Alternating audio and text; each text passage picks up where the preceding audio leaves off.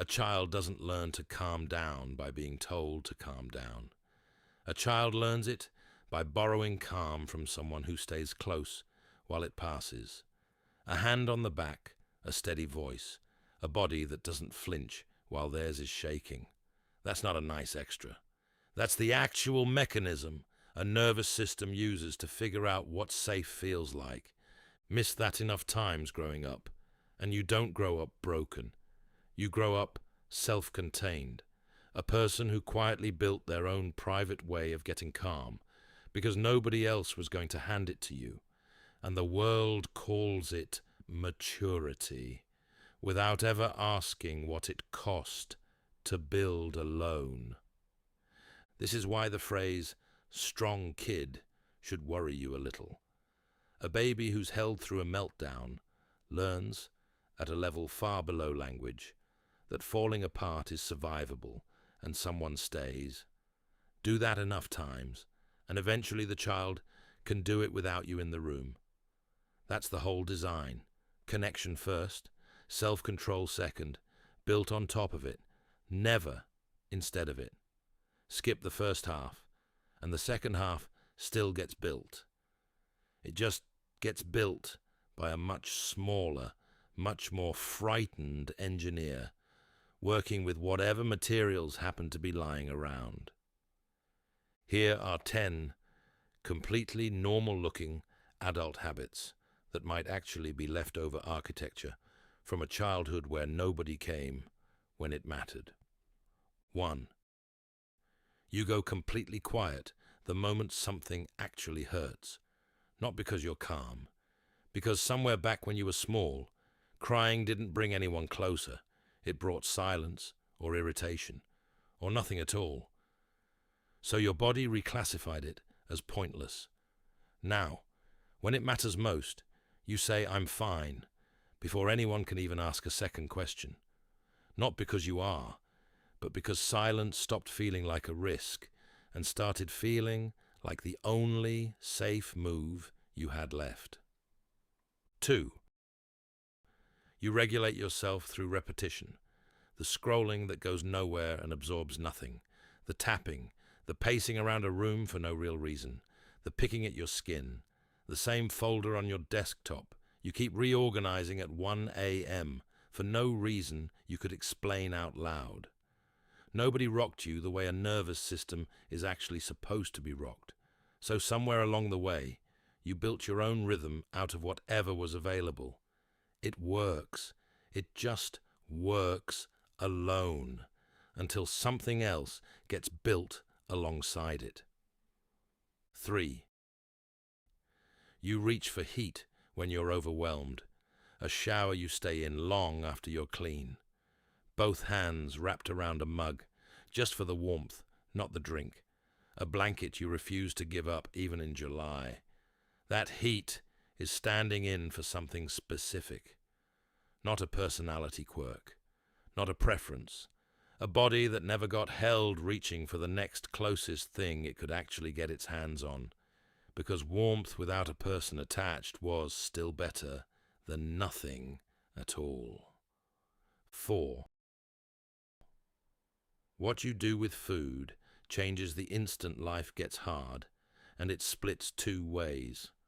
Some people keep eating well past full, chasing a fullness in the stomach that has nothing to do with actual hunger. Some people can't get a single bite down, too busy just surviving the day to bother with anything else. Either way, it's the same old logic underneath. When comfort from another person wasn't something you could count on, something you actually could control, quietly took its place, and your body never fully unlearned the trade. A plate is predictable in a way a parent wasn't, and predictability to a child's nervous system can end up feeling a lot like being cared for. 5. You can cry, just not in front of anyone. Alone in the car with the engine off, in the shower, where the water covers the sound. At an hour, nobody's awake to see it. But the second someone's actually watching, it locks. Your throat tightens, your eyes burn, and nothing comes out. That's not toughness. That's a body that learned a long time ago that being seen falling apart doesn't bring relief. It just adds an audience to the part that already hurt, with no guarantee anyone does anything useful with what they see. 6. When comfort actually shows up, something in you flinches instead of relaxing.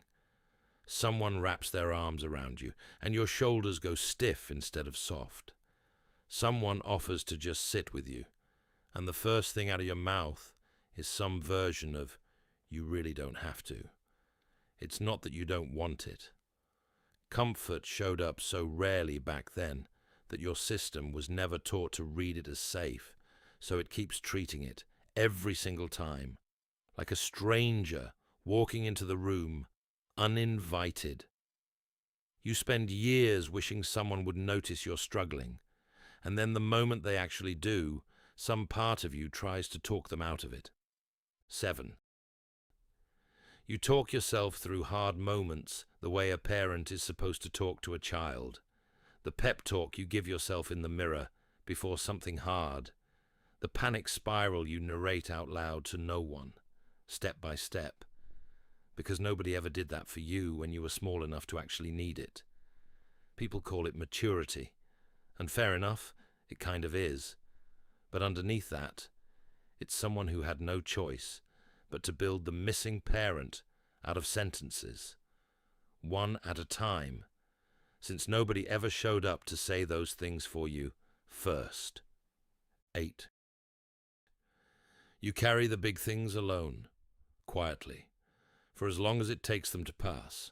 A breakup, a diagnosis, a loss, a bad week that quietly turns into a bad month without anyone noticing. People find out afterward and ask why you didn't say anything, and you never have a clean answer ready, because the real one is just this.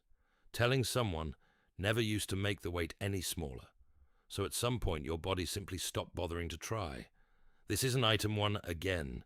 That was a flinch, a single closed door in the moment.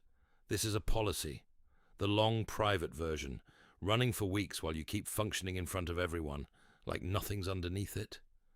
9. You've turned into the one everyone dials the second their world starts falling apart. Always the right words ready, always showing up with exactly the right thing at exactly the right moment, always somehow finding room for a crisis that was never yours to carry. It's real. You genuinely care. But you never got taught comfort.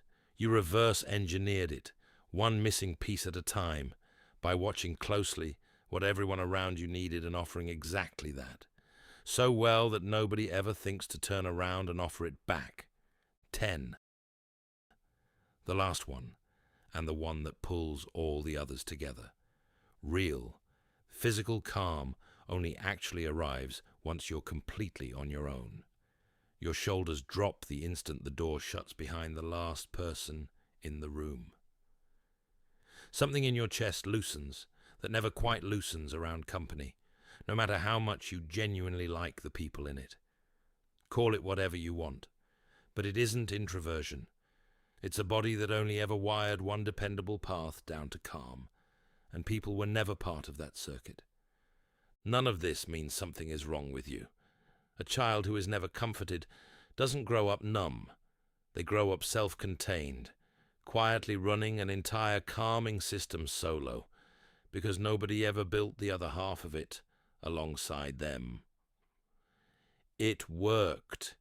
It kept you standing through things that should have had someone standing next to you, but surviving alone and actually being held were never the same thing, and some part of you still knows the difference, even after all this time has passed.